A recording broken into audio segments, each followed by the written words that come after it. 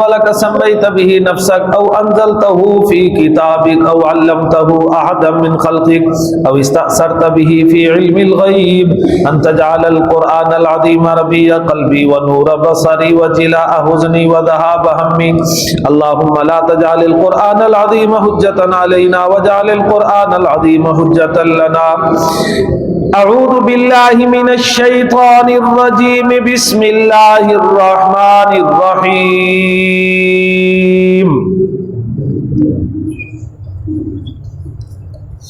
ثم قست قلوبكم من بعد ذلك فهي كالحجارة أو أشد قسوة.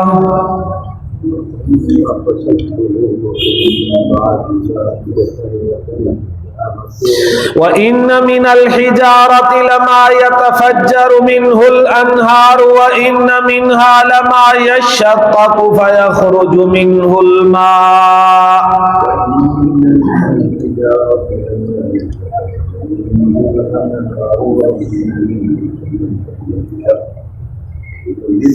وإن منها لما يهبط من خشية الله وما الله بغافل عما تعملون.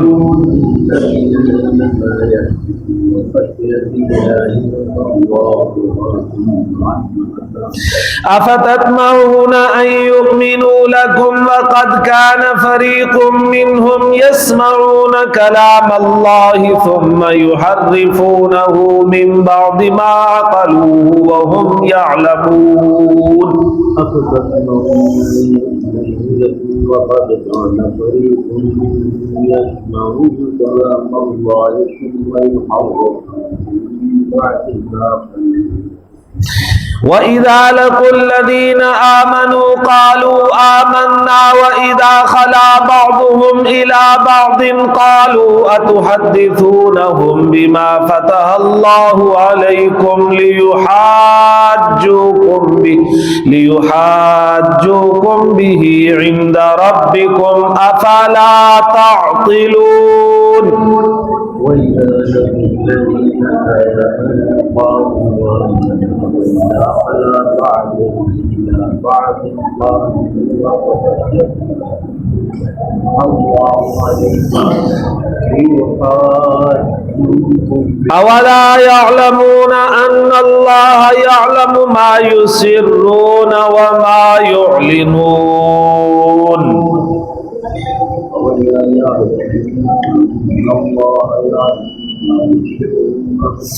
ومنهم أميون لا يعلمون الكتاب إلا أماني وإن هم إلا يظنون.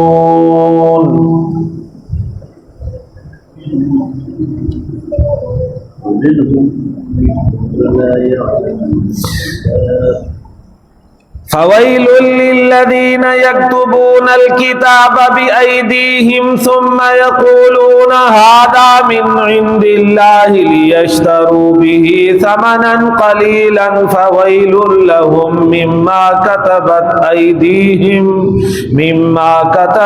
أيديهم وويل لهم مما يكسبون.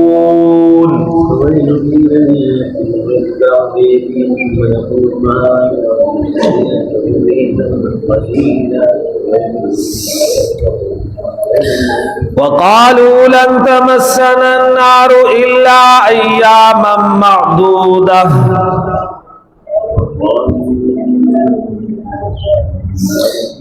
قل أتخذتم عند الله عهدا فلن يخلف الله عهده أم تقولون على الله ما لا تعلمون.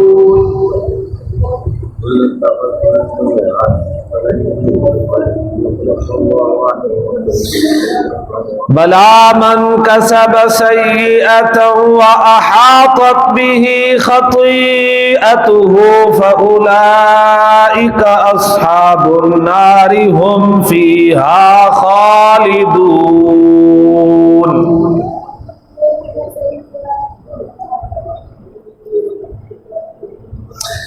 والذین آمنوا وعملوا الصالحات اولئک اصحاب الجنۃ هم فیہا خالدون۔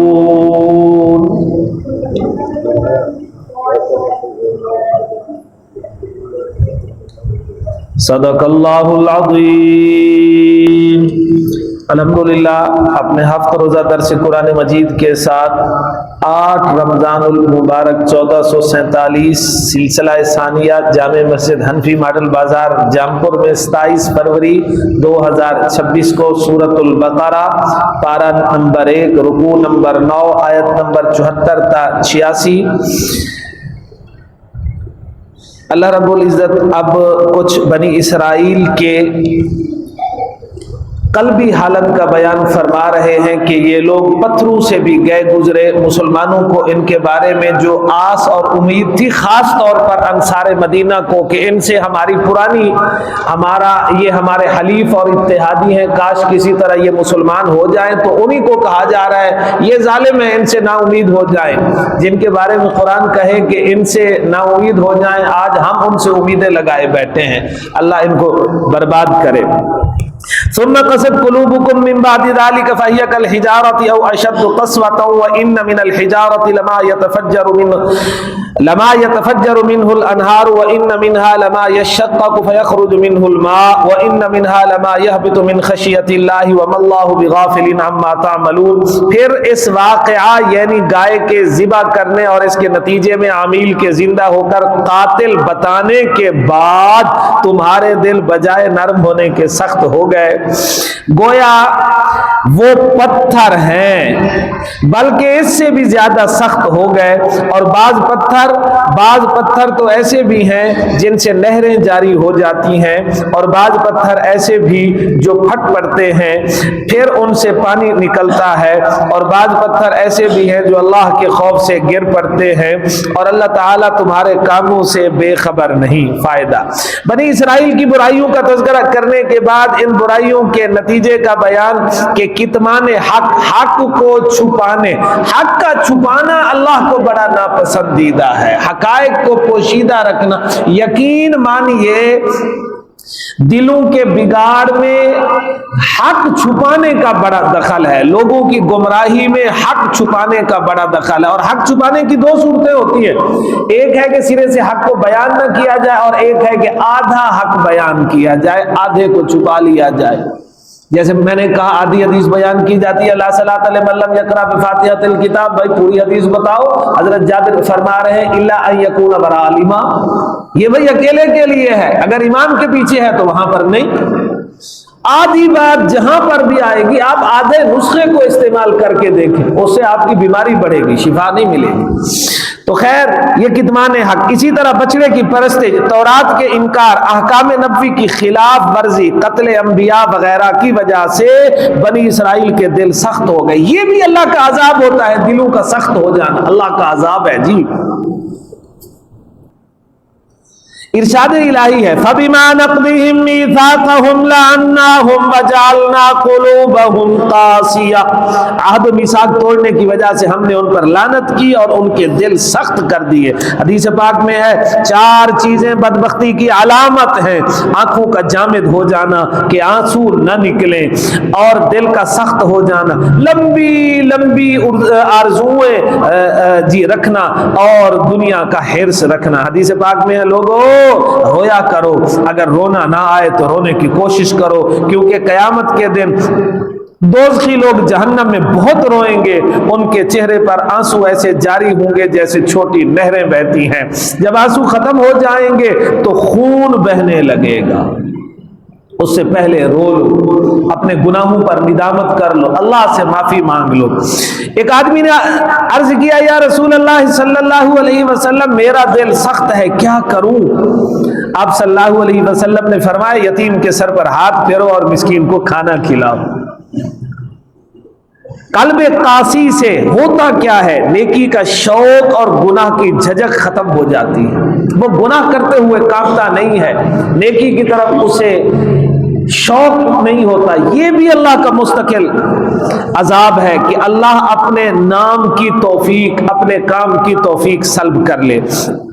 قلب قاسی کا بڑا سبب خدا فراموشی اور آخرت فراموشی ہے. جب آدمی اللہ کو بھلا دیتا ہے، جب آدمی آخرت کو بھلا دیتا ہے تو پھر دل اس کا سخت ہو جاتا ہے. اور اس کا علاج ہے آخرت کو یاد کرنا اور خدا کا استحضار کرنا. ذکر اللہ سے دل نرم ہوتا ہے، جبکہ فضول گفتگو سے دل میں سختی آتی ہے. حدیث پاک میں ہے ذکر اللہ کے سوا زیادہ باتیں نہ کیا کرو کیونکہ کثرت کلام دل کی سختی کا سبب ہے، اور بلا شبہ اللہ سے سب سے زیادہ دور وہ شخص ہے جس کا دل سخت ہو. یہ زبان کا بڑا اثر ہوتا ہے جی، دل پر زبان کا بڑا اثر ہوتا ہے. دل کی اپنی آنکھیں نہیں ہیں، اپنی زبان نہیں ہے، اپنے کان نہیں ہے. انہی کانوں کی بات کو سن کر یہ متاثر ہوتا ہے، انہی آنکھوں کی دیکھی ہوئی چیز سے دل متاثر ہوتا ہے، زبان کی کہی ہوئی چیز سے بھی دل متاثر ہوتا ہے. وہ ہمارے ہاں کہا جاتا ہے اذا تکرر علی اللسان تقرر علی القلب. پہلا کاف کشش والا ہے. جب ایک چیز زبان سے بار بار کہی جاتی ہے وہ چیز دل پر تقرر قائم ہو جاتی ہے، جم جاتی ہے، دل اس کا قائل ہو جاتا ہے. آیات الہی اور مناظر عبرت دیکھنے کے بعد انسانی دل کو نرم ہو کر اللہ سے ڈرتے ہوئے اپنے سابقہ اعمال بد پر ندامت ہونی چاہیے. بنی اسرائیل کی طرح سخت دل ہونے سے خدا بچائے، آمین. سوال، دل تو پتھروں کی طرح سخت نہیں ہو سکتا، یہ تو جی گوشت کا ہے. جواب، یہاں پر سختی سے مراد ہے اطاعت پر آمادہ نہ ہونا. یہ نہیں ہم نے کہا کہ کوئی کہے بھائی اس کا دل تو نرم ہے. ہم نے کب کہا؟ گویا یہاں پر ظاہری سختی مراد نہیں ہے، حقیقی سختی مراد ہے. یعنی پتھر بھی اس کے مطیع ہیں مگر یہود نافرمان ہیں. اسی بات کو قرآن نے سمجھایا کہ پتھر 3 قسم کے ہیں. نمبر 1، جن پتھروں سے پانی کے چشمے بہہ پڑتے ہیں. انسانی آبادی میں اس کی مثال حضرات انبیاء کرام جن کے چشمہ فیض سے ایک جہان سیراب ہوتا ہے. دوسرا، وہ پتھر جو پھٹ پڑتے ہیں، ان سے پانی نکلتا ہے، تھوڑا پانی نکلتا ہے. انسانی آبادی میں اس کی مثال اولیاء امت اور متقین ہیں کہ ان سے بھی ایک بڑا طبقہ فیض یاب ہوتا ہے. اور وہ پتھر جو خوف الہی سے بلندی سے نیچے گر پڑتے ہیں، اس سے مراد عام مومنین ہیں جو اگرچہ دوسروں کو ہدایت نہ کر سکیں مگر اپنا ایمان و عمل سلامت رکھتے ہیں، خود ڈٹے رہتے ہیں. ان کو پتا ہے کہ ایمان کی قدر و قیمت کیا. یہاں بعض کوتاہ عقل کو شبہ ہو سکتا ہے، پتھروں کو عقل و شعور نہیں تو خدا کے خوف سے گرنے کا کیا مطلب جی؟ جناب، پتھر ہو یا دیگر جمادات، پتھر ہو، آگ ہو، پانی ہو، مٹی ہو، ہوا ہو، اللہ نے ان کو خاص شعور عنایت فرمایا. اسی لیے تو اللہ نے آسمان و زمین کو خطاب کیا کہ تم خوشی سے آتے ہو یا زبردستی سے آتے ہو. انہوں نے کہا ہم خوشی سے آتے ہیں. اللہ پاک اگر پہاڑوں کو شعور نہ ہوتا تو یہ کیوں فرماتے لو انزلنا هذا القرآن على جبل لرأيته خاشعا متصدعا من خشیت اللہ. آخر ان میں شعور ادراک ہے تو ایسا ہو رہا ہے. اسی طرح اور بھی ہم نے کچھ باتیں یہاں پر لکھی تھی. اللہ نے ارشاد فرمایا وَإِن مِّن شَيْءٍ إِلَّا يُسَبِّحُ بِحَمْدِهِ وَلَٰكِن لَّا تَفْقَهُونَ تَسْبِيحَهُمْ. جہان میں ہر چیز اللہ کی تسبیح کرتی ہے لیکن تم ان کی تسبیح کو سمجھ نہیں سکتے.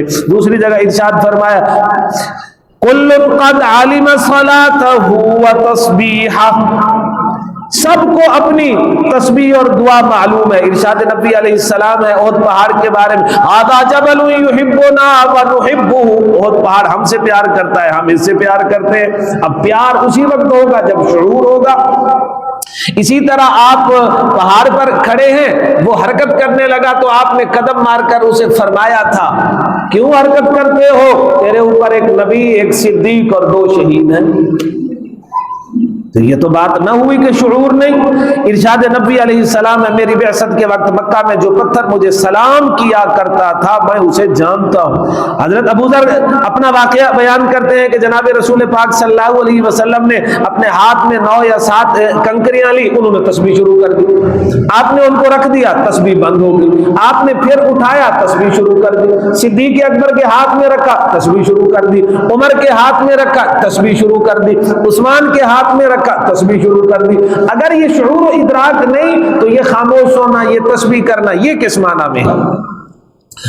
اسی طرح جب جنات آئے تھے نا طائف سے واپسی پر، حضور پاک کے پیچھے وہ سورت جن میں پورا واقعہ ہے، آپ کو اطلاع کس نے دی تھی؟ ایک درخت نے آپ کو اطلاع دی تھی، یا رسول اللہ یہاں پر آپ کے پیچھے جنات بھی آئے تھے، وہی تو بعد میں آئی، ان کی ساری باتیں بعد میں آئی۔ اسی طرح جی استوانہ حنانہ، یہ کھجور کا ایک تنا تھا، اس کے سہارے حضور پاک صلی اللہ علیہ وسلم خطبہ دیا کرتے تھے۔ جب آپ کے لیے ممبر بنا، آپ ممبر پر تشریف لے گئے، اس کو چھوڑ کر تو یہ بچے کی طرح ظفر میاں رونے لگا۔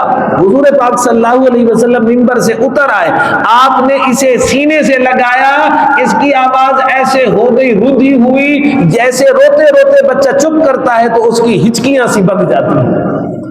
پھر آپ نے اسے آپ گلے سے لگائے رکھے حتیٰ کہ یہ چپ کر گیا، پھر آپ نے حکم فرمایا اسے یہیں پر دفن کر دو، اسے یہیں پر دفن کر دو۔ تو کیسے کہہ سکتے ہو جی شعور نہیں ہے؟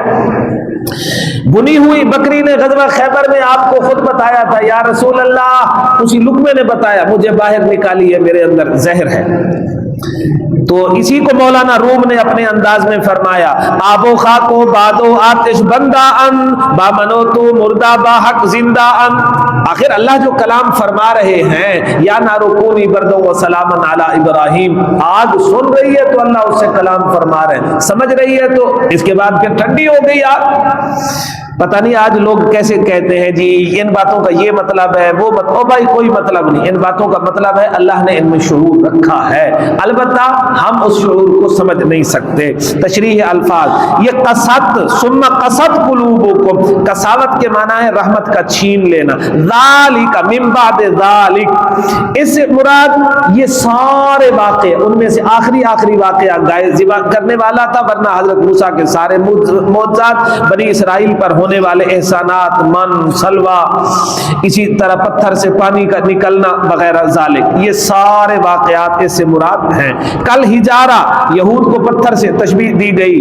اچھا پتھر سے کیوں دی گئی جی؟ لوہے سے دی جاتی، اس کی وجہ یہ ہے کہ پتھر نہ پگھلانے سے پگھلتا ہے نہ جلانے سے جلتا ہے، جبکہ لوہا، پیتل، تانبا یہ آگ سے پگھل جاتے ہیں۔ او اشد قسوہ، یا اس سے بھی زیادہ سخت، کیا کوئی چیز پتھر سے بھی زیادہ سخت ہے؟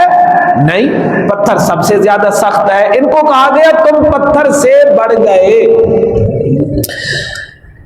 اللہ اکبر کبیرہ، یتفجر منہ الانہار، اس سے مراد کوئی بھی پتھر، جی ہاں کوئی بھی پتھر ہو سکتا ہے کہ کئی ایسے پتھر ہیں آخر میں پتھر ہے وہیں سے پانی نکل رہا ہے، اور بعض نے یہ بھی کہا وہ پتھر جس پر حضرت موسیٰ علیہ السلام کے عصا مارنے سے 12 چشمے نکلے تھے۔ وَمَا اللَّهُ بِغَافِلٍ عَمَّا تَعْمَلُونَ، جو کچھ تم کرتے ہو اللہ اس سے غافل نہیں۔ یہ جملہ وعید کے انداز میں فرمایا کہ تمہارے سارے کرتوتوں سے اللہ واقف ہے، اگر تم باز نہ آئے تو اللہ تمہیں سخت سزا دے گا۔ افتطمعون ان یؤمنوا لکم وقد کان فریق منهم یسمعون کلام اللہ ثم یحرفونہ من بعد ما عقلوہ وهم یعلمون۔ اے مسلمانوں، یہ سارے قصے اور یہود کی بد کرداریاں سن کر کیا اب بھی تم توقع رکھتے ہو یہ تمہارے کہنے سے ایمان لے آئیں گے؟ جو لوگ ایسے بے باک اور نفسانی اغراض کے قیدی ہوں وہ کسی کے کہنے سننے سے کب باز آتے ہیں؟ اچھا اس کا یہ مطلب نہیں ہم نہ کہیں، بلکہ اس کا مطلب یہ اگر وہ تمہارے کہنے پر نہ آئیں تو تم نے اداس نہیں ہونا، تم نے پریشان نہیں ہونا، ورنہ اپنا تو ذمہ کام ہے کہ یہ صدا لگتی رہے۔ وہ جیسے ہاکر ہوتا ہے نا رضوان میاں، وہ ہر کسی کو کہتا رہتا ہے بھائی چلنا ہے، آخر کوئی آ ہی جائے گا، کوئی آئے یا نہ آئے، ہم نے تو صدا لگانی ہے۔ مؤذن کا اس سے واسطہ نہیں ہے کہ جو جو آذان کی آواز سنیں گے وہ سارے آئیں گے، وہ آذان کہتا رہے گا، صدا لگاتا رہے گا۔ حالانکہ بلا شبہ ان میں سے کچھ لوگ ایسے گزرے جو کلام الہی کو سنتے پھر اس کو سمجھنے کے بعد جان بوجھ کر بدل ڈالتے تھے۔ یہودی علماء کی مشہور بری عادت کا بیان کہ رشوت لے کر شرعی احکام میں آسانیاں پیدا کرتے، غرباء کے لیے تورات ہی کے حکم سناتے، عام لوگوں پر حد و تعزیر نافذ کرتے اور بڑے لوگوں کو رخصت دیتے۔ یہود مدینہ بھی اپنے بڑوں کے نقش قدم پر تھے، چنانچہ حضور پاک صلی اللہ علیہ وسلم کی صفات، علامات، آیات رجم اور بہت سے احکام انہوں نے تورات سے بدل دیے تھے، اور یہ سب کچھ کسی غلط فہمی میں نہیں تھا، جان بوجھ کر ضد و عناد میں کرتے تھے۔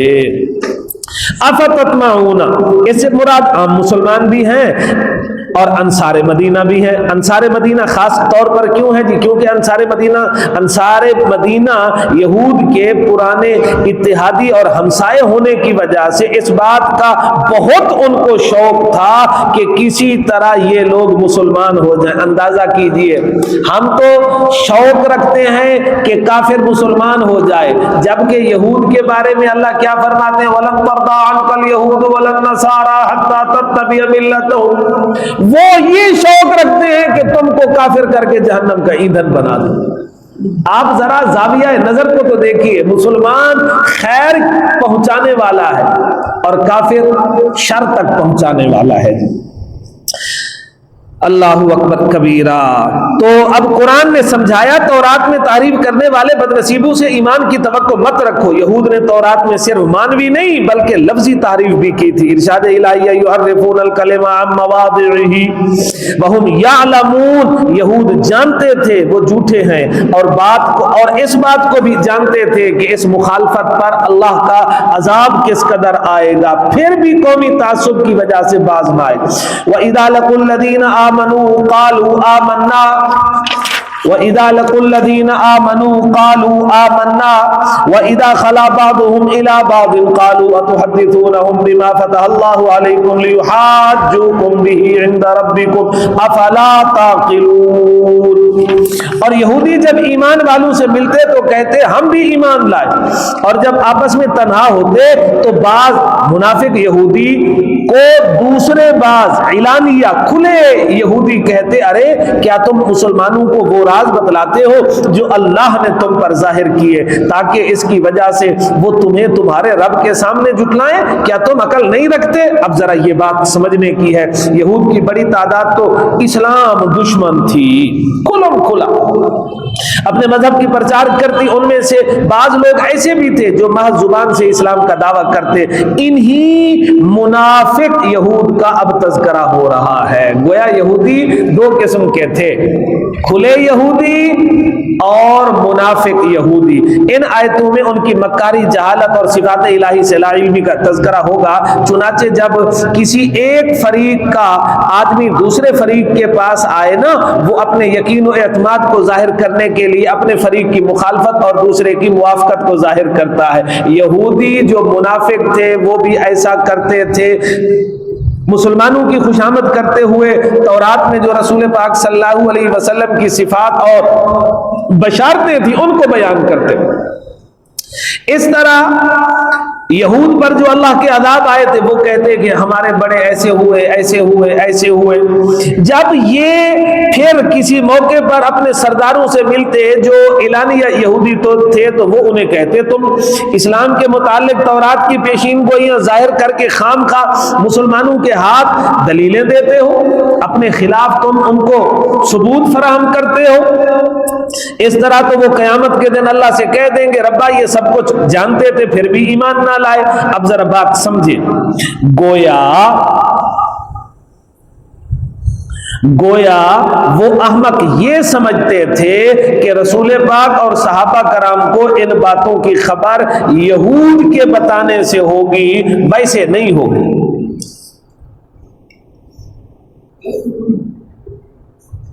اب آگے اللہ پاک فرما رہے ہیں، ارشاد فرمایا اولا يعلمون ان اللہ يعلم ما يسرون وما يعلنون۔ یہاں پر یہ آیت غلط آ گئی، ایک آیت یہ مکرر آ گئی۔ ورنہ یہاں پر ہے اولا یعلمون. جزاک.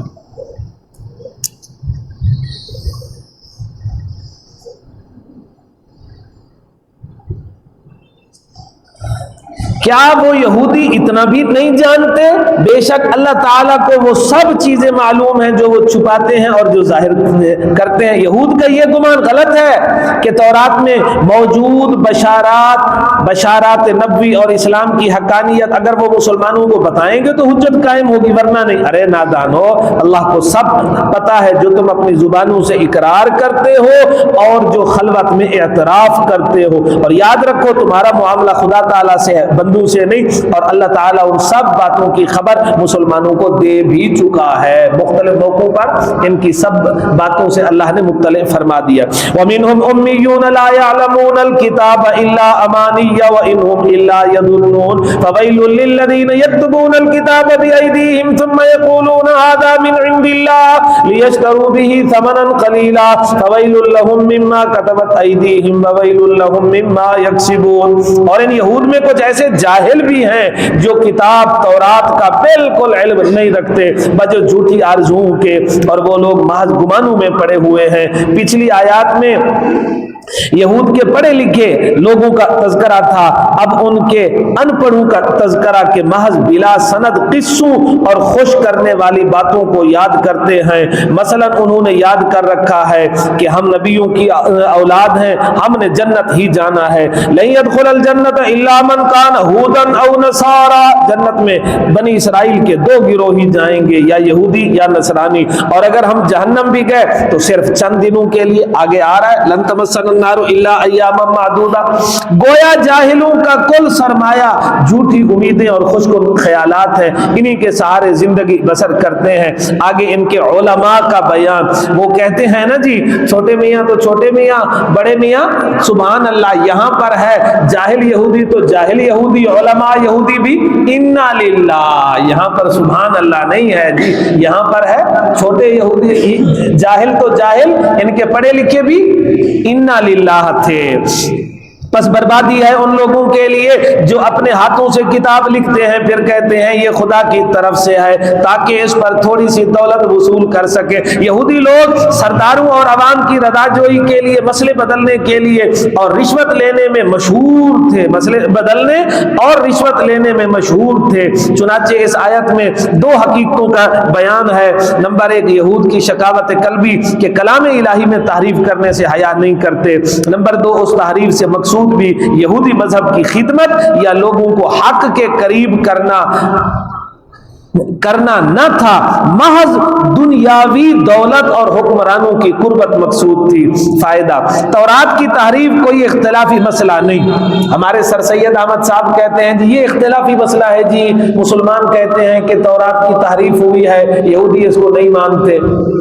کاش کہ آج سر سید احمد صاحب زندہ ہوتے، اب خود اسے تسلیم کیا ہے یہودی مذہبی رہنماؤں نے کہ تورات کیا ہے، اللہ کا کلام ہے قرآن کی طرح. وہ کہتے ہیں یہ کلام تنزیلی نہیں ہے. جب ان سے پوچھا گیا اگر یہ اللہ کا کلام ہے تو یہ ترجمہ یہ 8 تمہارے نسخے کیوں؟ انہوں نے کہا یہ اللہ کا کلام نہیں ہے، یہ ہمارے بزرگوں پر الہام ہوا، ان پر یہ ہوا، ان پر یہ ہوا، ان پر یہ ہوا. آؤ جی سر سید احمد صاحب اور دیگر لوگ تم جن کی خام خواہ صفائی دیتے رہے انہوں نے خود اقرار کر دیا ہے کہ یہ کلام تنزیلی نہیں ہے، یہ کتاب تنزیلی نہیں ہے. وہ شان قرآن کی ہے، لفظ بلفظ حرکت بحرکت ترتیب ساری چیزیں محفوظ ہیں. اچھا جی اب ذرا تشریح الفاظ کو دیکھیے جی. امیون یہ امی کی جمع ان پڑھ لوگ، امانی یہ امنیہ کی جمع ہے، وہ چیز جس سے حقیقت کا تعلق نہ ہو. بے سند قصے یہ امانی کہلاتا. آج ہمارے ہاں بھی بے سند قصے بہت مشہور ہو گئے، فلاں نے خواب دیکھا، فلاں نے خواب دیکھا. بھائی جو مسائل اور شریعت کا تعلق ہوتا ہے وہ اللہ اور اس کی نبی کی بات سے ہوتا ہے، پھر حضور کی بات جو آگے ہم تک پہنچی ہے اس کے ساتھ ہوتا ہے.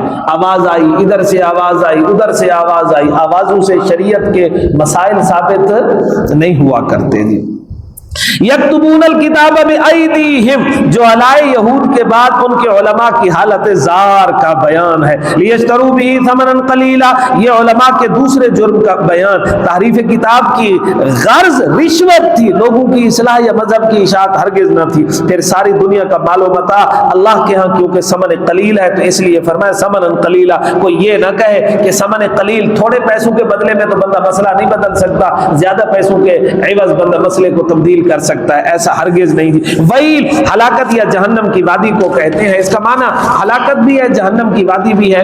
یہاں یہود کے بارے میں یہ دونوں معنی ہو سکتے ہیں، ان کے لیے دنیا میں ہلاکت ہے اور آخرت میں جہنم کی وادی۔ ایدیہم یکتبون الکتاب بایدیہم، کیا رضوان میاں کوئی لکھائی آنکھوں سے بھی ہوتی ہے؟ نہیں ہوتی۔ بایدیہم پھر کیوں کہا؟ یہ تاکید کے لیے ہے، جیسے کہا جاتا ہے بھائی میں نے کانوں سے سنا، کیا اور کوئی چیز سننے کی ہوتی ہے؟ میں نے آنکھوں سے دیکھا، اسی طرح ہے انہوں نے ہاتھوں سے لکھا، تاکید کے لیے۔ اللہ اکبر کبیر۔ وویل لہم، دوبارہ آ گیا ویل، دوبارہ ویل کو ذکر کر کے تحریف کے جرم کی برائی کو خوب ظاہر کر دیا۔ وقالوا لن تمسنا النار الا ایاما معدودہ قل اتخذتم عند اللہ عہدا فلن یخلف اللہ عہدہ ام تقولون علی اللہ ما لا تعلمون بلا من کسب سیئۃ واحاطت به خطیئته فاولئک اصحاب النار هم فیہا خالدون۔ یہودی کہتے ہیں ہم کو دوزخ کی آگ ہرگز نہ چھوئے گی مگر چند گنے چنے دن۔ آپ صلی اللہ علیہ وسلم جواباً فرما دیجئے کیا تم نے اللہ سے کوئی وعدہ لے رکھا ہے کہ اللہ اپنے وعدے کے خلاف نہ کرے گا، یا تم اللہ کے ذمہ ایسی باتیں لگاتے ہو جس کا تمہیں علم ہی نہیں؟ یہود کے متعلق پچھلی آیت میں گزرا، ان کے جاہل جھوٹی آرزوؤں کے پیچھے چلتے، انہی آرزو میں سے ایک کا ذکر یہود میں مشہور تھا۔ حضرت یعقوب کو اللہ نے فرما دیا تمہاری اولاد کو کبھی عذاب نہ دوں گا، ہاں محض قسم پوری کرنے کے لیے چند دن دوزخ میں جائیں گے۔ پادری راڈول لکھتا ہے چونکہ ہمارے بڑوں نے 40 دن بچڑے کی پرستش کی تھی لہذا ہم بھی 40 دن جہنم میں رہیں گے۔ بعد یہودی کہتے ہیں دنیاوی زندگی کے برابر ہم جہنم میں رہیں گے 40 50 60 سال، یا جب تک حضرت ابراہیم ہماری سفارش نہ کریں گے ہم جہنم میں رہیں گے، ان کی سفارش کے بعد ہم جنت میں آ جائیں گے۔ اور اس کہنے کی پتہ وجہ کیا ہے؟ کہنے کی وجہ یہ تھی، وہ کہتے ہیں کیونکہ شریعت موسوی منسوخ نہیں ہوئی لہٰذا ہم بھی ایماندار ہونے کی وجہ سے اپنے گناہوں کی سزا بھگت کر ایک دن ضرور جنت جائیں گے۔ غزوہ خیبر کے موقع پر حضرت صلی اللہ علیہ وسلم نے کچھ یہودیوں سے پوچھا دوزخی کون ہیں؟ یہودی بولے ہم تھوڑا وقت دوزخ میں گزاریں گے پھر ہمارے بعد مسلمان داخل کیے جائیں گے۔ آپ نے فرمایا دفع ہو جاؤ، دور ہو جاؤ، اللہ کی قسم ایسا کبھی نہ ہوگا کہ تم جہنم سے نکلو اور ہم داخل ہوں، تم ہی جہنم میں ہمیشہ پڑے رہو گے۔ وجہ کیا ہے؟ اب ذرا اس بات کو سمجھنا ہے۔ یہودی لوگ اصل میں تورات کو آخری آسمانی کتاب، حضرت موسیٰ کو آخری پیغمبر اور دین موسوی کو آخری دین سمجھتے ہوئے کہتے کہ ہم بھی ایمان والے ہیں، ہمارے بلکہ یہاں تو کہنا چاہیے ہم ہی ایمان والے ہیں، ہمارے مذہب کو نہ حضرت عیسیٰ نے منسوخ کیا نہ اسلام نے۔ لہٰذا ان سے سوال کیا گیا کیا اس پر تمہارے پاس کوئی دلیل ہے؟ کہیں پر اللہ نے فرمایا کہ تمہاری کتاب آخری کتاب ہے، تمہارا نبی آخری نبی ہے؟ اسی طرح عیسائی، جبکہ ہم تو کہتے ہیں کہ اللہ پاک نے کیا فرمایا؟ اللہ پاک نے کیا فرمایا جی؟ حضور پاک کی کیا حیثیت ہے؟ ما کان محمد ابا احد من رجالکم ولکن رسول اللہ و خاتم النبیین، اور حضور پاک نے خود فرما دیا جی انا خاتم النبیین لا نبی بعدی، اور اللہ پاک نے خود فرما دیا جی وما ارسلناک الا رحمۃ للعالمین۔ حضور پاک نے فرما دیا میرے بعد جو اعلان نبوت کرے گا وہ جھوٹا ہوگا، جبکہ حضرت موسیٰ تو بشارت دے کر گئے میرے بعد ایک پیغمبر آئے گا کہ خدا اس کے منہ سے بولے گا، حضرت عیسیٰ بشارت دے کر گئے۔ فائدہ مسلمان کے بارے یہی اصول ہے کہ وہ دائماً یعنی ہمیشہ جہنم میں نہ رہے گا. گناہگار آدمی جب تک عقائد نظریات ٹھیک ہوں، ورنہ نام سے تو کچھ نہیں ہوتا، نظریات ٹھیک ہوں، گناہگار ہے تو وہ جہنم میں ضرور جائے گا، لیکن ایک دن نکل آئے گا. جبکہ کافر کے بارے ارشاد الہی ہے والذین کفروا وکذبوا بآیاتنا، جن لوگوں نے حق کا انکار کیا اور ہماری نشانیوں کو جھٹلایا یہ جہنم والے ہیں، وہ اس میں ہمیشہ رہیں گے. اب یہود کا اور ہمارا مرکزی اختلاف یہی ہے کہ نہ تورات آخری کتاب ہے نہ حضرت موسیٰ آخری پیغمبر ہے، اس لیے انجیل نے تورات کو منسوخ کر دیا. اب انجیل کے انکار کی وجہ سے یہودی کافر ہو گئے.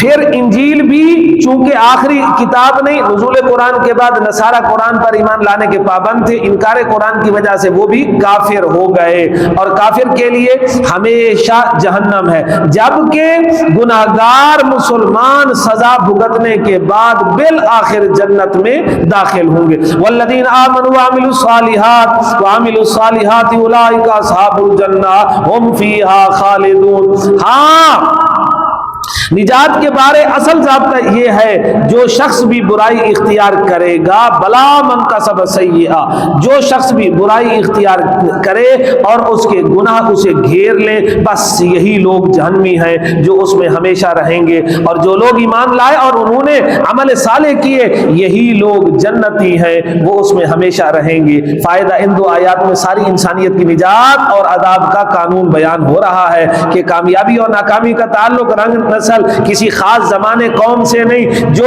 شخص ایسا مجرم ہو کہ اس کا گناہ اس کو گھیر لے، یعنی گناہ گھیر لے، ایمان سے ہی وہ محروم ہو جائے، اس کے لیے ابدی جہنم ہے. یہ کیوں کہا ایمان سے محروم ہو جائے؟ کیونکہ جب تک ایمان اور جبکہ ایمان اور عمل صالح والا کسی رنگ کا ہو وہ جنتی ہے. اب اس بات کو پہلے سمجھ لیں، وہ آخری بات پھر آئے گی. لہٰذا بنی اسرائیل نے جو قومیت کی بنیاد پر خود کو جنتی قرار دیا وہ ٹھیک نہیں. یہاں پر فائدے کو دیکھیں، احاطت به خطیئتہ، اس سے مراد یہ ہے جو مرتد ہو جائے، کیونکہ ایمان ایک مستقل نیکی ہے. جب تک ایمان باقی ہے گویا گناہ نے مستقل مکمل احاطہ نہیں کیا، اور جب تک گناہ مکمل احاطہ نہ کرے گا یہ جہنمی نہیں ہے. خلاصہ آیت نمبر 75، مسلمانوں یہود سے اسلام کی توقع نہ رکھو جنہوں نے کلام الہی کو سمجھنے کے باوجود محض دنیاوی مقاصد کے لیے بدل ڈالا، وہ تمہاری باتیں کیا مانیں گے. 76 اور 77 آیت کا خلاصہ یہودی منافقوں کا بیان، وہ محض اعتماد دلانے کے لیے کچھ بشارات تم سے بیان کرتے ہیں. ان کے بڑوں کی جہالت دیکھو، وہ ان منافقوں سے کہتے ہیں ارے ہم کو یہ باتیں بتا کر مسلمانوں کو اپنی حقیقت نہ بتلاؤ کہ وہ روز محشر تمہارے خلاف اللہ کے سامنے گواہی دے سکے. اللہ پاک فرما رہے ہیں کیا اللہ کو کسی گواہی کی ضرورت ہے؟ ہرگز نہیں، وہ ہر ظاہر پوشیدہ سے واقف ہے. خلاصہ آیت نمبر 78 اور 79، یہود کے جہلا جو ہر وقت خیالی پلاؤ پکاتے رہتے، ان کی زندگی کا خلاصہ ہی جھوٹی آرزویں ہیں. وہ خود کو جنت کا پیدائشی حقدار سمجھتے ہیں، جیسے آج کل ہمارے سجادہ نشین اور بدتی لوگ سمجھتے ہیں. جہلا تو جہلا، یہود کے علماء بھی ان للہ تھے کہ دنیا کے ثمن قلیل کے لیے اللہ کے احکام بدل ڈالتے. خلاصہ آیت نمبر 80 تا 82 3 آیات کا، یہود کی خوش فہمی کی تردید کے نجات خوش فہمی یا نسل سے نہیں بلکہ ایمان اور عمل صالح سے ہے. اور یاد رکھو جو آدمی ایسا جرم کرے کہ اس کے پاس ایمان ہی نہ رہے وہ دائمی جہنمی ہے، جیسا کہ یہود و نصارہ، اور کامیابی صرف ایمان اور عمل صالح پر منحصر ہے. اللہ ہمیں ایمان اور عمل صالح کی دولت سے ہمیشہ مزین رکھے، بلکہ جب تک ہماری نسلیں چلے یہ بھی با ایمان اور با عمل ہو. بسم اللہ الرحمن الرحیم. الصلاة والسلام علی جمیع النبیین والمرسلین والرسول علی سیدنا محمد وعلی سیدنا محمد وبارک وسلم. یا رب لک الحمد کما ينبغی لجلال وجهک وعظیم سلطانک. یا رب لک الحمد کما ينبغی لجلال وجهک وعظیم سلطانک. یا رب لک الحمد کما ينبغی لجلال وجهک وعظیم سلطانک. یا حی یا قیوم برحمتک نستغیث. یا حی یا قیوم برحمتک نستغیث. یا حی یا قیوم برحمتک نستغیث. صلی اللہ تعالی علی خیر خلقہ سیدنا محمد وآلہ وصحبہ اجمعین برحمتک یا رب.